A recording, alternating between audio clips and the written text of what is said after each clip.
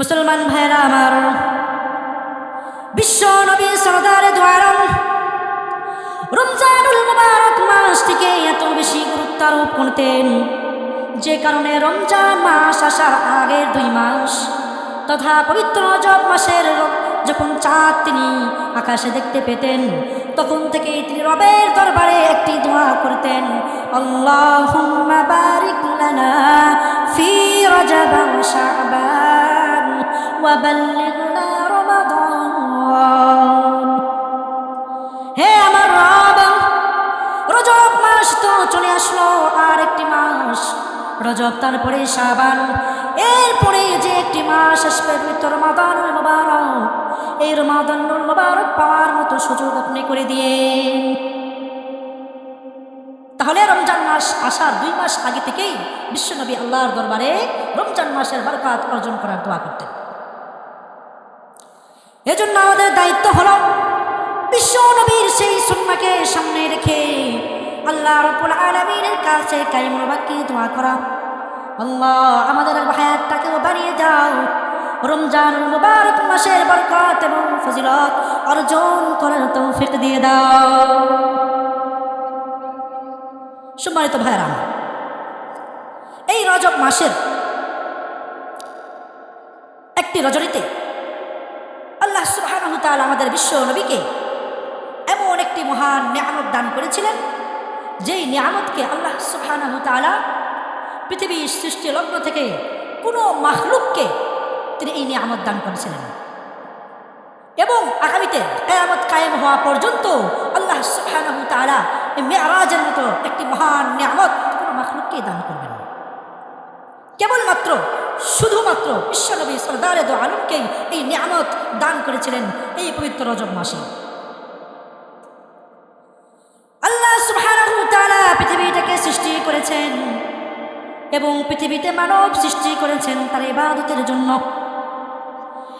সাইয়্যিদিনা আদম আলাইহিস সালাতু ওয়াস সালাম থেকে নিয়ে এই যাবত পর্যন্ত লক্ষ লক্ষ কোটি কোটি মানুষ পৃথিবী থেকে বিদায় নিয়েছেন। আল্লাহ সুবহানাহু ওয়া তাআলা পৃথিবীর মধ্যে সমস্ত মানুষগুলিকে মূলত 3 ভাগে বিভক্ত করেছেন। এক ভাগ হলো তারা হলো মুমিন। রব্বুল আলামিন এই মুমিনদের ব্যাপারে পবিত্র কোরআনুল কারীমের 23 নম্বর সূরা অবতীর্ণ করেছেন, ক্বাদ আফলাহাল মুমিনুন। আল্লাহ রব্বুল আলামিন পৃথিবীর সমস্ত মানব মণ্ডলীকে 3 ভাগে বিভক্ত করেছেন।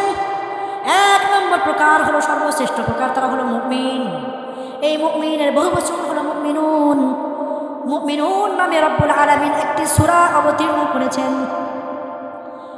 এরপর বিশ্বনবী আরেক প্রকার মানুষ পৃথিবীতে 3 ভাগে বিভক্ত হবে, তার মধ্যে দ্বিতীয় প্রকার হলো বেঈমান কাফের।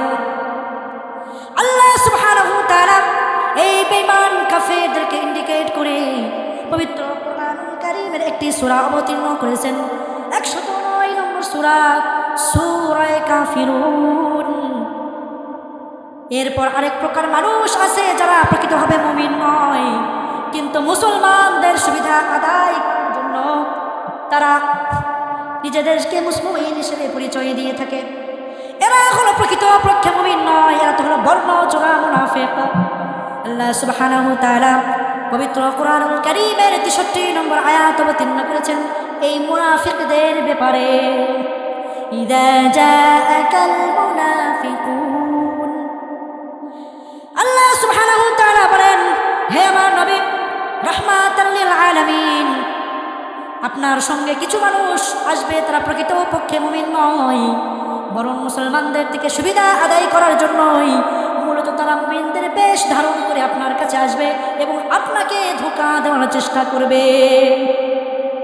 তাহলে বোঝা যায় পৃথিবীতে আল্লাহ তাআলা মৌলিকভাবে মানুষকে কিয়ামতের ময়দানে, হাসরের ময়দানে 2 ভাগে বিভক্ত করবেন। একটি হলো মুমিন শ্রেণী, আরেকটি হলো বেঈমান কাফের।